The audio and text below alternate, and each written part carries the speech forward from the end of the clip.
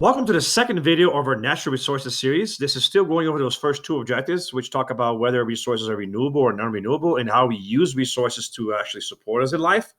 This video is going to focus less on material resources that we have and more on the energy resources that we use to create power or electricity to maintain all the things that we do in human society. Now, you may have heard about all these types of energy. These QR codes actually work.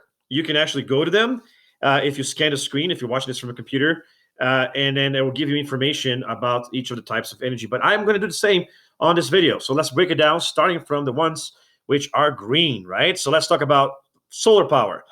It's definitely one of my favorites. Solar power is an inexhaustible source because we're not going to run any sunlight anytime soon. And it works with panels to capture sunlight to either heat or produce electricity. And there are some that do both. But either way, how it actually works, a solar panel is a little bit complex. It requires a little bit of quantum physics, but it definitely is an awesome piece of technology that is now pretty old. We know how to do this efficiently and well. It's getting cheaper now. And it's ideal for places that have a lot of sunlight throughout the year. And it's becoming affordable enough, especially with tax incentives, that it's a really good investment, right? Now, it has no emissions during operation. It's pretty efficient compared to other kinds of renewable energy. Absolutely clean and quiet, even pretty. But like everything else, there are downsides. It does require expensive batteries and panels in order to work, and it's still kind of expensive compared to other energy types, even if it's cheaper than it used to be. It does need batteries if you need to store energy for times where there isn't enough sunlight. And of course, if there isn't sunlight, you can't do this. But most places of the earth will have enough sunlight that it's worth putting one up. Now, there are rare chemicals necessary to build them, and that's why they're so expensive. It's not just the fabrication and the technical aspect of it. It's just that it's hard to find the things you need to actually do it. Aside from the silicon, there are lots of metals that are important there. Now, the actual fabrication process can include toxic chemicals, and it has to be disposed of properly. And those are things to worry about too. But these are very minor concerns compared to some of the other energy types. And so we should really be investing in this. If we actually made enough solar panels to cover about half of the area of Nevada, which is desert anyways, the entire planet would have enough energy and then some. So there you go. Solar power, one of my favorites for sure. Then you have another inexhaustible energy source, which is the wind. And this basically works by wind turbines. They rotate because of this wind, and they're connected to generators, which then produce electricity. And they're ideal for places with big open spaces, which are very windy, like plains or shores. And there's plenty of that in the planet and plenty of space that's not being used. In fact, a really cool thing about it is that you can install it on farmland and still use the farmland for livestock or agriculture. And you can also last a very long time. So it's really good. It pays for itself eventually.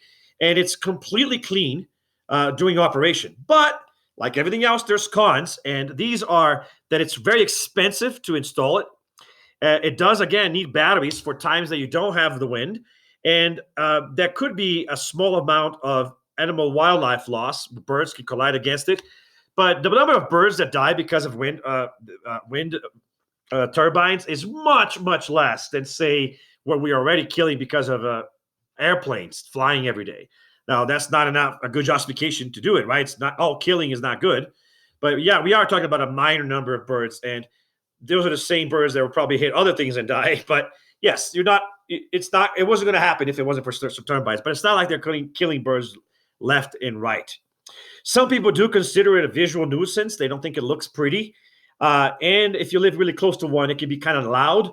So while there's a lot of potential to power the electricity for homes this way, solar power might be a better aesthetic direction to go to it. And it's a little cheaper still also. Now, tidal waves is another promising type of energy because it's inexhaustible.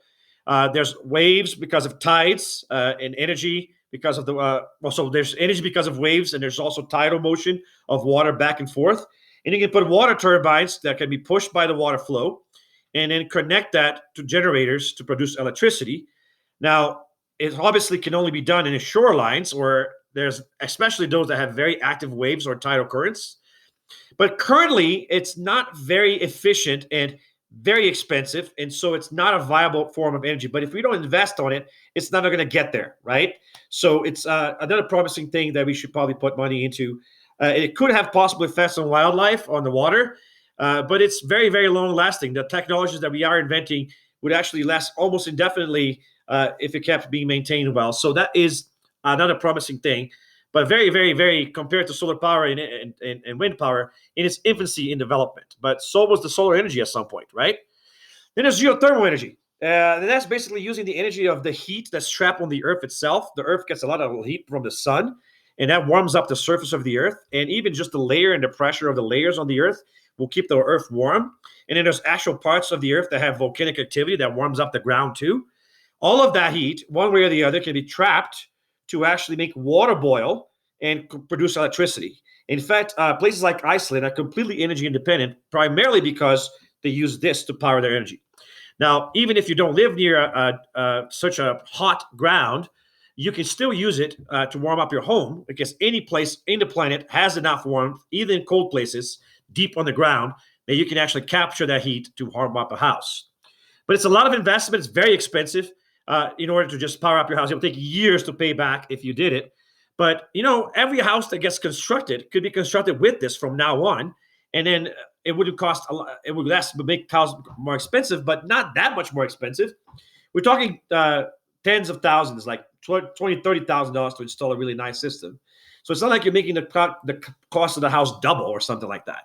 So if we install that as we build new houses, it would actually help us warm our house in a very efficient way. It will save on wood or natural gas and other types of things that people use to heat up their homes. Now, it is very, very clean to operate, and it lasts a very, very long time after installed. The only downside is the energy production may require active volcanic activity nearby or a hot spring, and if you push it far enough, it could cause earthquakes. But that's honestly a minor concern that has very rarely happened, and that's why Iceland is an energy independent. So if you do live near a volcanic activity area, then this is probably better to invest on even than solar power, because just the energy of the ground is what this is about. And then we have hydroelectric energy, and that's the one that has to do with trapping water in a dam to build potential energy. And then as the water passes through a turbine inside a dam, it connects to a generator and produces electricity. Now, this is ideal in places that have rivers with a lot of vertical profiles where the dam could be built. It's very clean to operate, and it lasts a very long time once built, and it's very efficient compared to other types of energy. However, because it's so expensive to build it, it's actually a con. I don't know why it's on the pros. It is expensive to build. Now, the drought can also shut down if there's not enough water, and it does block the natural flow of the river, which affects the erosion and deposition patterns, the flow of the wildlife. It does flood large areas above the dam, and it, like I said, makes it impossible for wildlife to go through it. There are some modern dams that have workarounds for fish to swim, but the fish doesn't necessarily know it's there, so that causes problems in rivers. But a lot of places are energy independent because of it. Brazil is an example that loses a lot of hydroelectric power, and because of it, it's pretty much energy independent as well. So if there is potential to that as well, and the United States does lose it a lot, especially in the Midwest. Colorado, a lot of its energy is produced this way, but we still don't do enough of it. But the problem is, too, that it does cause a lot of flooding, and you do require water. There's another pro that I forgot to mention here, too, is that in the dam can have a double purpose. It could also serve as a reservoir for drinking water for humans, but that also means it's shifting water from the ecosystem, right? So everything has pros and cons. Another type of renewable energy source, by the way, this is the first renewable instead of inexhaustible. Geothermal power really should be inexhaustible. It's going to be a very long time before the earth stops producing heat. But the hydroelectric is renewable because water is renewable and not inexhaustible, right? So you could use up too much water and run out of it. You could have a drought. So that's why it's not inexhaustible. So geothermal should be, though, inexhaustible, because the heat of the earth is going to be there for a very, very long time. And even if it wasn't there, the sun or solar heat can warm up the ground. So there you go. But anyways, the next renewable type is biofuels. And that basically works by we grow crops, and then we process the crops to create diesel or alcohol products, which can then be burned for energy. And wood could also be considered a biofuel of sorts because it's produced for heat inside of homes a lot. And so that's an example of that. Now, the great pros of this, it's much cleaner burn than other types of combustion-based energy sources like fossil fuels. And it has a somewhat of a neutral carbon footprint because the plants grow by trapping carbon dioxide from the atmosphere. And so when you burn it, you're really burning the carbon that you trapped. So it's kind of neutral in that sense. It's very cheap, and it can be produced pretty much anywhere on the planet. So unlike solar power that requires sunny places and wind power that requires wind places and tidal power that requires being close to the shoreline, and then geothermal power, which works better next to geothermal vents, this one can be done anywhere. And so that's a big thing to invest too. Part of the reason why Brazil is energy independent is also because it has a big investment in biofuels. Now, the cause is that it uses a lot of farmland, actual ground land, and then therefore natural habitats that could be otherwise left alone for the production of fuel instead of food. The one caveat is that a lot of the stuff that they use to make biofuel is actually the parts of the food that nobody eats anyways. So it's kind of like you're using it for the stalks of the corn, for example, is an example of that. But there are dedicated farms which are built just for biofuels, and that is perhaps a waste of space, right? It could be used to feed people or just be left alone as a natural habitat. And it does produce carbon dioxide during burning and even some other pollutants. And so that is a downside as well. It's still going to be a dirty thing. So we started getting dirty here when we got to the biofuels. But before now, it was all clean and all thing, but also very expensive. Now, biofuels, of all the other kinds of energy, it's probably the cheapest of the renewable sources that you can have. But it does have a downside of the pollution, although it is kind of neutral because as long as you keep growing the plants, you trap the carbon dioxide right back. Now let's shift to non-renewable energy sources. And the first one is coal power. And that's a type of fossil fuel that's it kind of looks like a rock, right? A soft rock. And it is mined from the ground on the earth. And it's used to burn or boil water, boil water, which then can move a steam to a turbine and is connected to a generator to produce electricity. Now, it is very abundant. There's a ton of it left, way more than there's oil. It's not going to run out anytime soon, even though it is non-renewable.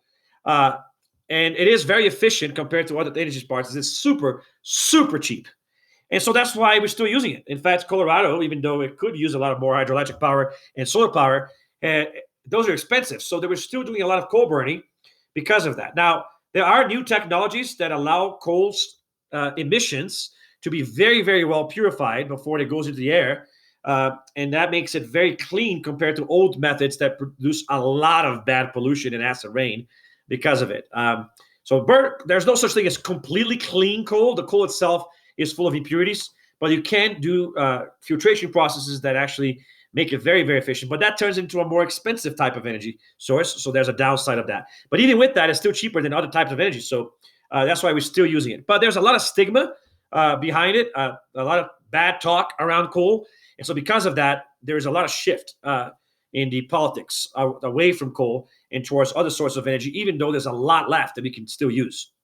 There's downsides to transportation as well. Doing transportation, that the mining and transportation can disrupt habitats, especially the mining. It can cause water pollution. It can destroy entire mountains if they do strip mining. And so that's the downside of it. And it does use a lot of water too, doing the mining and doing the production of energy for cooling purposes because of the steam turbine. And so that's another downside of using coal power. So then here you're going to start getting the types of cons, which are less about being expensive or being hard to build it or only available in certain places, and getting to the cons, which are more about hurting the environment, right? So then you have that sustainability talk. Is it worth it? Is it worth keeping it cheap and being economic at the price of habitat destruction? Another type of fossil fuel energy production is petroleum power, and that's based on oil. A part of the oil is used to actually burn and again, make steam boil, and a steam turbine connects to the generator to produce electricity. Again, it's inexpensive and efficient, maybe not as much as coal, but it's a very well tried and true technology, which also is probably one of the most primary sources of energy still that's being used. But it's going to run out much faster than coal is. We think in less than a century or so, we're going to run out of it. And then we won't be able to do it anymore. And there's many major cons, environmentally speaking, because the drilling and transport can disrupt and damage natural habitats, whether you're transporting in a boat or a truck or a power or a pipeline. There's spills that happen, and that could cause a lot of problems. There's urban runoff, natural seepage during the mining process that can hurt the habitats. The burning of it itself causes air pollution, and there are carbon emissions still. And the burning is not clean either. Just like the coal, you have to make sure it's purified. Otherwise, a lot of bad toxic things get put into the air. Lots of carbon emissions, part of the reason why global warming is happening. So that's a huge downside. And it's going to run out. So we have to shift away from this one way or the other pretty soon here. But there's still enough left for a couple centuries here, so that people are still using it a lot. Then we have nuclear power. And that's when we use nuclear fuel like uranium, which is unstable elements which are decaying. And as they do so, they release a lot of heat. And so if you do that in a controlled chain reaction, the water can be heated to boil and form steam, which again goes to a steam turbine and connects to a generator that can be used to produce electricity. Now, compared to other types of energy production, they are very low cost, even though it's expensive to actually build it in the first place. But after you build it, it's very, very cheap. It's actually the cheapest one, even cheaper than coal to run it, to operate it. It's just very expensive to build it in the first place. Now, there's a lot of stigma behind it that people think it's dangerous. They go, a target for terrorist attacks. But in reality, it's really, really safe. It's actually safer than other types of power plants because way more accidents have happened in coal and oil power plants that have ever happened in nuclear power plants. But nuclear power plants get all the publicity when a bad accident happens because it can have serious consequences for health and the environment around it because of the radioactivity if it gets released. And radioactivity of the waste is a serious thing too, because after the fuel rod gets spent, and although they do last a very, very long time, but after they get spent, you end up with this waste that has to be stored somewhere, and there's nothing we can really do about it except from storing it. So you got to put it away somewhere and wait thousands of years for it to become inert. So that's a downside as well. But you can do that safely, although I wouldn't say necessarily that we are. Most of it right now is stored at site because, again, we don't use that much. It lasts a very long time. And then eventually, if they run out of storage at site, then they will transfer into an underground facility in Nevada in the middle of the mountains, hoping that nothing will ever happen to it. And it's likely to be there past the human extinction. So anyways, there is high use of water to cool the reactors, just like the oil power plant and the coal power plant. So that's another water problem because of the water consumption. And there's also production of heavy water, which is the water that immediately touches the rods, which is another type of radioactive waste. And so that's another problem too. But either way, this is promising. It is perhaps the way we should be spending our money if we're going to go non-renewable, because petroleum is going to run out. Coal is not good for the environment, comparatively speaking. Nuclear power is essentially clean, no carbon emissions. And so, and if you do it safely in the new types of power plants, that have been built since the 90s, they're so safe that probably nothing bad will ever happen to them. Say that, of course, to the one in Japan after the tsunami hit it. But it was kind of idiotic that they had the generators below sea level and they got flooded and it filled, and then a meltdown happened because the generators didn't work anymore. So all you need is to build smart. If you build smart, you don't get a problem.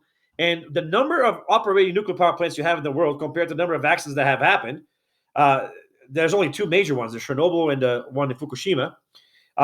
It means it's very, very safe. And even the waste that happened itself, it's not like it damaged a huge section of the ecosystem, just the immediate area around it. And so it's very promising, and it's probably where we should be spending effort in. But because it's such a stigma, it's very hard to get new ones approved. In fact, there hasn't been a new one built in a very long time. Colorado doesn't even have one, which is surprising. But we do have enough of other types of energy to go around, so we don't really need it. The last one I'm going to talk about is if you're going to go fossil fuel, this is the one to go, which is natural gas.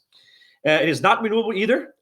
You can find it and mine it from the ground, usually near places where there's oil. Right above it, there will be deposits of gas. And this is methane gas, which can be burned very cleanly. Doesn't make a lot of toxic things like petroleum and coal have. So you don't make sulfur and nitrate compounds in the atmosphere which are bad for the atmosphere and add even more greenhouse gases. But methane itself is a greenhouse gas. So leakage during the drilling process can lead to greenhouse effect. And then the burning produces carbon dioxide, which also produces greenhouse effect. Then they also do something called fracking in order to get to it a lot, which can cause the water pollution, which is they pump water into the ground with chemicals to try to break down the rocks and stuff. And when they do so, it can cause hurt to the ecosystem. And however, it is a very low operating cost, maybe not as low as coal power plants are, but very, very low. In fact, a lot of coal power plants can be seemingly converted to natural gas. The same turbine system, everything. And by the way, it does work with a steam turbine as well, which means it does also need water to cool down. So there's another downside. But the emissions are much less than other types of fuel. And a lot of people actually use to heat their homes also. My home has a one that's powered by, but it's not that natural gas. I think it's propane, the one that I use. But either way, natural gas is an example of a cleaner type of fossil fuel. And the other cool thing about it is that there's tons of it left, way more than there's oil left. And so we can actually power ourselves for centuries with this type of energy. So there's still going to be definitely some natural gas use, and it is cleaner than other types of fuel. So which one should we use? I don't know. I think really the solution is to try to shift as much as possible with thinking about economy, of course, to the renewable types of energy. That itself can actually create jobs, so that's good. And ultimately, we're going to need to be cleaner because the other ones are going to run out, right? So we do need to invest there, but we do have time because coal and natural gas are not going to go away anytime soon. And neither is nuclear power. So we can continue to use these types of energy, but transition into clean energy as much as possible, because if the whole world is producing energy with coal and other types of toxic carbon dioxide emissions, it's going to cause problems for the planet, right? Because we are already dangerously heating up our world. It's going to get worse if we don't stop. So the shift has to happen as soon as possible, but conscientiously too, because we do have these resources that we can use. All right. So that's it for the types of energy resources. And on our last video, we're going to talk about why is it that we can't find everything everywhere on the earth, and there's an uneven distribution of wealth and resources in the planet. I'll see you guys there.